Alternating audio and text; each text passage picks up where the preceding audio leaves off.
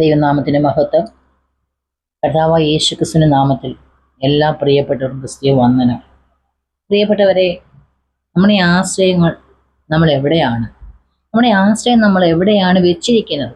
ഇന്ന് പലപ്പോഴും പലരും ഞാൻ ദൈവത്തിൽ ആശ്രയിക്കുന്നു എന്നൊക്കെ പറയുമ്പോഴും നമ്മുടെ യഥാർത്ഥമായ ആശ്രയം നമ്മൾ എവിടെയാണ് വെച്ചിരിക്കുന്നത്? ആമേ, ഹല്ലേലൂയ. നമ്മുടെ കുടുംബത്തിലാണോ, അതോ നമ്മുടെ ഹസ്ബൻഡിനാണോ, കുഞ്ഞുങ്ങളിലാണോ? നമുക്കറിയാം, പല കുടുംബങ്ങളിലും ഏറ്റവും കൂടുതൽ അറ്റാച്ച് ഇപ്പോഴത്തെ കാലങ്ങളിൽ കുറച്ച് നമ്മുടെ വിവാഹം കഴിഞ്ഞ് കുറച്ച് ഇങ്ങോട്ട് വന്നു കഴിയുമ്പോൾ പല വ്യക്തികളും ആശ്രയിക്കുന്ന മക്കളിലാണ്. ഹസ്ബൻഡിനെ പലപ്പോഴും അല്ലെങ്കിൽ ഞാൻ പറയുന്നതൊന്നും കേൾക്കുന്നില്ല, അദ്ദേഹത്തിന് എന്നെ മനസ്സിലാകുന്നില്ല എന്നൊക്കെ നമ്മൾ ചിന്തിക്കുമ്പോൾ പല ആൾക്കാരും കുഞ്ഞുങ്ങളുമായിട്ട് അറ്റാച്ച് ആവുന്നത്. ചിലപ്പോൾ മൂത്ത കുഞ്ഞായിരിക്കുക, ഇളയ കുഞ്ഞായിരിക്കുക. ഹല്ലേലൂയ. പ്രിയപ്പെട്ടവരെ, ജീവിതം കൊണ്ട് നമുക്ക് നമ്മുടെ എല്ലാ കാര്യങ്ങളും പറയാം, എന്നുണ്ടെങ്കിൽ എൻ്റെ മക്കൾ എന്നെ മനസ്സിലാക്കും എന്നത് കൊണ്ട് ഒരു ക്രിസ്ത്യ ജീവിതം നമുക്ക് മുന്നോട്ട് കൊണ്ടുപോകാൻ കഴിയുമോ? എന്നാൽ ഭർത്താവിനേക്കാൾ, നമ്മുടെ ഭാര്യയേക്കാൾ, നമ്മുടെ ഹസ്ബൻഡിനേക്കാൾ, മാതാപിതാക്കളെക്കാൾ, ആരെക്കാളും, അല്ലെങ്കിൽ പെൺമക്കളാകട്ടെ ആൺമക്കൾ, ആരെക്കാളും നമ്മൾ ആശ്രയിക്കേണ്ടത് ക്രിസ്തുവിലല്ലേ? നമ്മുടെ ജീവിതം ക്രിസ്തുവിൽ ആശ്രിതമായ ഒരു ജീവിത കാലഘട്ടമാണോ നമ്മുടെ ജീവിതത്തിലുള്ളത്? നമ്മെ ദൈവത്തിൽ ആശ്രയിക്കുന്ന ഒരു ഭക്തനായ മനുഷ്യൻ പറയുന്നു, യഹോവയിൽ ആശ്രയിക്കുന്നവൻ എന്നേക്കും കുലുങ്ങാതെ എന്നേക്കും നിൽക്കുന്ന സിയോൻ പർവ്വതം പോലെയാകുന്നു. നമുക്കറിയാം, ദൈവത്തിന്റെ പർവ്വതമാണ് സിയോൻ. അത് ഉയരത്തിലാണ് നിൽക്കുന്നത്. എല്ലാത്തെയും കവിഞ്ഞാണ് സിയോൻ പർവ്വതം നിൽക്കുന്നത്. ഹല്ലേലൂയ. അതിനെ പെട്ടെന്നൊന്നും ഒരു ഇടിക്കോ, ഒരു മഴയ്ക്കോ, ഒരു ഭൂകമ്പത്തിനോ ഒരിക്കലും അതിനെ തകർത്ത് കളയാൻ കഴിയത്തില്ല. സിയോൻ പർവ്വതം എന്ന് പറയുന്നത് കാരണം അനേക ആൾക്കാർ കയറി ചെല്ലുന്ന, ദൈവസന്നിധിയിലേക്ക് കയറി ചെല്ലുന്ന ഇടമായിട്ടാണ് സിയോൻ പർവ്വതത്തെ കാണുന്നത്. ഹല്ലേലൂയ. ഇവിടെ പറയും, യഹോവയിൽ ആശ്രയിക്കുന്നവൻ സിയോൻ പർവ്വതം പോലെ എന്നാ പറയുന്നത്. അല്ലെ, യഹോവയിൽ ആശ്രയിക്കുന്നവൻ. അപ്പൊ നമ്മുടെ സർവശക്തനായ ദൈവത്തിൽ നമ്മൾ ആശ്രയിക്കുമ്പോൾ നമ്മൾ എപ്രകാരമായിരിക്കണം? ഹല്ലേലൂയ. നമ്മൾ സിയോൻ പർവ്വതം പോലെ ഏത് പ്രതിസന്ധികൾക്കോ, ഏത് പ്രതികൂലങ്ങൾക്കോ നമ്മെ ഒരിക്കലും മുക്കിക്കളയുവാനോ അല്ലെങ്കിൽ നമ്മൾ ഇടിച്ചു കളയുവാനോ തകർത്ത് കളയുവാനോ കഴിയില്ല എന്ന ഒരു ആത്മവിശ്വാസം ഒരു ദൈവ പൈതൽ ഉണ്ടായിരിക്കണം. അത് ഈ പ്രതികൂലങ്ങൾ എന്നെ തകർക്കുകയില്ല, ഈ പ്രയാസങ്ങൾ എന്നെ തകർക്കുകയില്ല, ഈ പ്രശ്നങ്ങൾ എൻ്റെ ജീവിതത്തെ തകർക്കുക ഇല്ല അല്ലെങ്കിൽ നാം മനസ്സിലാക്കേണ്ടതായിട്ടുണ്ട്. സിയോൻ പർവ്വതത്തെ കുറിച്ച് പറയുമ്പോൾ ഇവിടെ പറയുകയാണ്, യഹോവയിൽ ആശ്രയിക്കുന്നവൻ സിയോൻ പർവ്വതം പോലെയിരിക്കുന്നു. നമ്മൾ ദൈവത്തിൽ ആശ്രയിച്ച നമ്മുടെ അടുക്കലേക്ക് ദൈവം അനേകരെ കൊണ്ടുവരുവാൻ ഇടയായിത്തീരും. അത് നമ്മൾ അവർക്ക് ആശ്രയമായി മാറുവാൻ, നമുക്ക് അവർക്കൊരു സഹായമായി മാറുവാൻ ദൈവം ഇടയാക്കും. സ്തോത്രം. മനുഷ്യൻ എപ്പോഴും പലരും ആശ്രയിക്കുന്നവരാ, അല്ലല്ല? ബൈബിൾ പറയുന്നു, ചിലർ രഥങ്ങളിലും ചിലർ കുതിരകളിലും ആശ്രയിക്കുന്നുവെന്ന്. ചിലർ മനുഷ്യരിൽ, ചിലർ പണത്തിൽ, ചിലർ എന്ത് ചെയ്യും, മറ്റു സ്വാധീനങ്ങളിൽ ആശ്രയിക്കുന്നവരാണ്. നമ്മൾ ആരെങ്കിലും നമ്മോടൊപ്പം നടക്കുക എന്നത്, അല്ലെങ്കിൽ നമ്മോട് കൂടെ അതേ ധൈര്യമായിരിക്കുക. അതെ, ഇവിടെ സിയോൻ പർവ്വതത്തെ കുറിച്ച് പറഞ്ഞൊരു കാര്യം എന്ന് പറഞ്ഞാൽ, സിയോൻ പർവ്വതം ദൈവത്തിന്റെ പർവ്വതമാണ്. അത് കുലുങ്ങാതിരിക്കുമെന്നാണ് പറയുന്നത്, എന്നേക്കും നിലനിൽക്കുമെന്നാണ് പറയുന്നത്. അല്ലെങ്കിൽ പ്രിയപ്പെട്ട, നമ്മുടെ ജീവിതത്തിൽ നമ്മൾ ദൈവത്തിൽ ആശ്രയിച്ചാൽ, ഇവിടെ ഒരു മനുഷ്യൻ ദൈവത്തിൽ ആശ്രയിക്കും, അവൻ കുലുങ്ങുകയില്ല എന്നാണ് പറയുന്നത്. പരിപൂർണമായി ദൈവത്തിൽ ആശ്രയിക്കുമ്പോൾ അത് നമ്മൾ ക്രിസ്തുവിൽ ഉറച്ചിരിക്കും. ആ ക്രിസ്തുവിൽ ആശ്രിതമായിരിക്കുന്ന ഒരു വ്യക്തിയെ പ്രശ്നങ്ങളുടെ നടുവിൽ നിന്ന് തകർത്തു കളയുവാൻ, ഉടച്ചു കളയുവാൻ കഴിയുകയില്ല. പ്രിയപ്പെട്ടവരെ, ഹല്ലേലൂയ.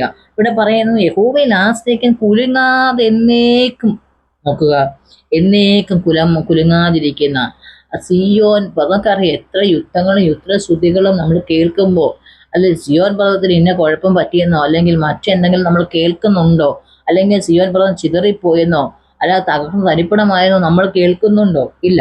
അങ്ങനെയെങ്കിൽ ദൈവത്തെ ആശ്രയിക്കുന്ന ഒരു ദൈവ പൈതലിനെ ദൈവവചനം പറയുന്ന കാര്യം ഉപമിച്ചിരിക്കുന്നത് സിയോൻ പർവ്വതത്തെ പോലെയാണ്. സിയോൻ പർവ്വതം, അതായത് പർവ്വതമാണ്, ഹല്ലേലൂയ. അനേക പക്ഷി കുഞ്ഞുങ്ങൾക്ക് വന്ന ചിറക് ഒതുക്കി വെച്ച് ആശ്രയമാകേണ്ടത്.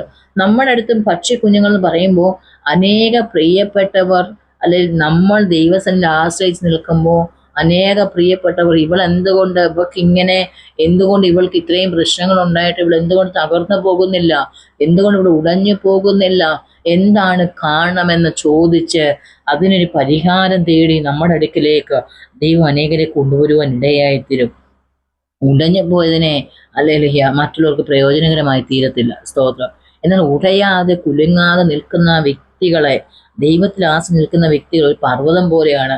ആ പർവ്വതത്തോട് സമാനമായി നിൽക്കുക. അത് മലനിരകളാണ് ഈ പർവ്വതം എന്ന് പറയുന്നത്. ഉയർന്നിരിക്കുകയാണ്. ഒരു മനുഷ്യൻ താഴെ നിന്ന് മുകളിലേക്ക് നോക്കണം. അത് ആശ്ചര്യത്തോടെ നോക്കുന്ന ഒരു അല്ലലിയ സംഭവമാണ്. അല്ലലിയ ഇവിടെ ക്രിസ്തുവിൻ്റെ മക്കളെ, അല്ലെങ്കിൽ യേശു ക്രിസ്തുവിലെ അല്ലെങ്കിൽ വിശ്വാസം ജീവിക്കുന്ന, ദൈവഭക്തിയോട് ജീവിക്കുന്ന, നിർമ്മലതയോട് ജീവിക്കുന്ന, ഹൃദയവിശുദ്ധിയോട് ജീവിക്കുന്ന പ്രിയപ്പെട്ടവരെ, അല്ലെ നിങ്ങൾ തകർന്നു പോകുവാൻ ദൈവം അനുവദിക്കത്തില്ല. കാരണം നിങ്ങൾ സിയോൻ പർവ്വതമാണ്. അല്ലേലിയ. എങ്ങനെ? ദൈവത്തിൽ ആശ്രയിക്കുന്നവൻ. അല്ലേലിയ. നമുക്കറിയാം നമ്മുടെ ജീവിതത്തിൽ പല പ്രശ്നങ്ങൾ കടന്നു വരും. അല്ലെങ്കിൽ ഇന്നിൻ്റെ സാഹചര്യങ്ങൾ, കുടുംബജീവിതപരമായി ജീവിക്കുന്നവരായിരിക്കാം, ഒന്നിച്ച് ജീവിക്കും, പലവിധമാകുന്ന പ്രശ്നങ്ങൾ നമ്മെ ചുറ്റി വളയും. അല്ലേലിയ. പ്രത്യേകിച്ച് ശുശ്രൂഷകളും പ്രാർത്ഥനാ ജീവിതമുള്ള ഒരു ദൈവവൈദ്യന്റെ ചുറ്റും അനേക പ്രശ്നങ്ങൾ കടന്നു വരുവാനിടയായിത്തീരും. അവനെ മുക്കിക്കളയുന്ന രീതിയിലുള്ളത്, അവന്റെ വിശ്വാസം നഷ്ടപ്പെട്ടു പോകുന്ന രീതിയിലുള്ളത്, ദൈവത്തെ തള്ളിപ്പറഞ്ഞ് പിറകോട്ട് പോകുവാൻ തക്കവണ്ണമുള്ള അനുഭവങ്ങൾ ജീവിതത്തിൽ കടന്നു വരാം. എന്നാൽ ഇതിന്റെ നടുവിലൊക്കെ പ്രിയപ്പെട്ടവരെ, വിശ്വാസത്താൽ, കർത്താവിലുള്ള സ്നേഹത്തിൽ, കർത്താവിലുള്ള വിശ്വാസത്തിൽ കുറച്ച് ദൈവം എന്നെ വിടുവിക്കും. ഇതിന് അവസാനമുണ്ട്. അല്ലല്ലോ, ഇത് എന്നിൽ അവസാനിക്കുകയല്ല, പകരം ഞാൻ ഇതിൽ അവസാനിക്കും. ഞാൻ ഇതിനെ അവസാനിപ്പിക്കും. അല്ലെ, ദൈവസന്നിധിയിൽ ഉറച്ചു നിൽക്കും. ഞാൻ ഇതിനെ മറികടക്കും എന്നൊരു വിശ്വാസം നമ്മുടെ ജീവിതത്തിൽ ഉണ്ടായിരിക്കണം. ഹല്ലേലൂയ. ഇന്നത്തെ കാലഘട്ടങ്ങളിൽ നാം നോക്കുമ്പോൾ ലോകത്തിലേക്ക് ദൈവത്തിന്റെ മക്കൾ ലോകത്തിലേക്ക് ഇടകലർന്നു പോയിട്ടിരിക്കുകയാണ്. അല്ലെങ്കിൽ പ്രശ്നങ്ങൾ കലുഷിതമായിരിക്കുന്ന അനുഭവങ്ങളാണ്. എന്നിട്ടും പറയും ഞാൻ ദൈവത്തിലാണ്. പരിശോധിക്കുക പ്രിയപ്പെട്ടവരെ, എൻ്റെ ജീവിതത്തിൽ പരിശോധന കടന്നു വന്ന് എന്ത്? ഹല്ലേലൂയ. എൻ്റെ ജീവിതത്തിൽ എന്തുകൊണ്ട് ഇങ്ങനെ വരുന്നു? ഞാൻ ദൈവത്തിന്റെ സ്ഥിരതയാണോ? ദൈവത്തെ നമ്മളെല്ലാവരും കുറ്റം പറയും, പക്ഷേ ദൈവം നമ്മെ നോക്കുമ്പോൾ നമ്മളെ പ്രകാരമായിരിക്കും. അല്ലെങ്കിൽ നമ്മുടെ വിശ്വാസം എങ്ങനെ ഉള്ളതാണ്? അടിയുറച്ച വിശ്വാസമാണോ നമ്മുടേത്? അല്ലെങ്കിൽ യഹോവയിൽ നമ്മൾ പരിപൂർണമായി ആശ്രയിക്കുകയാണോ ചെയ്യുന്നത്? അല്ലെങ്കിൽ അങ്ങനെയുള്ളവർ എന്നേക്കും കുലുങ്ങാതെ നിൽക്കുന്ന സിയോൻ. ദൈവത്തിൽ ആശ്രയിക്കുന്ന വ്യക്തിയെ കുലുക്കി കളയുവാൻ, തകർത്ത് കളയുവാൻ ഒരു പിശാചിനും കഴിയത്തില്ല, ഒരു ശത്രുവിനും കഴിയത്തില്ല. അവന് കുറച്ചൊക്കെ നമ്മളെ എന്ത് ചെയ്യുക? കുലുക്കും.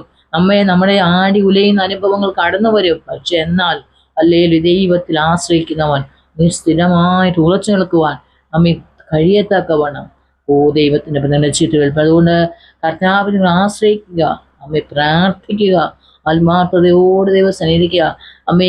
മുഖവശം കൂടാതെ പ്രവർത്തിക്കുന്ന ദൈവമുണ്ടെന്ന് മനസ്സിലാക്കുക. ഈ സഭ സന്ദേശം നിങ്ങളുടെ ജീവിതത്തിൽ അനുഗ്രഹവും വിടുതലുമായി തീരട്ടെ. കർത്താവ് ഒന്ന് സമയത്ത് സഹായിക്കുന്ന പ്രാർത്ഥനാ വിഷയങ്ങൾ എന്തെങ്കിലും നിങ്ങൾക്ക് ഉണ്ടെങ്കിൽ നമ്മുടെ ക്രൈസ്റ്റ് നമ്പറിലൂടെ നിങ്ങൾ അറിയിക്കുക. ദൈവം നമ്മെ ഒന്ന് സഹായിക്കട്ടെ. സ്തോത്രം.